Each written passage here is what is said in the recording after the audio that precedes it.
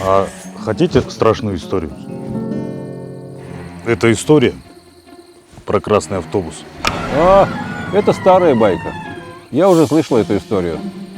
Красного автобуса не существует. Ну, не знаю я. У меня бажуха Аким области. Он сам видел. Ну, я-то верю ему. Обычно он приезжает на рассвете с востока.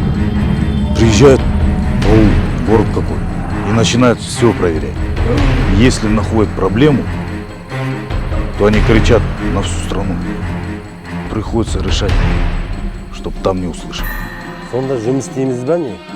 И никто, ни один человек не смело слушаться их. Остановись, он же еще зам. А самое страшное, никто не знает, где он появится в следующий раз.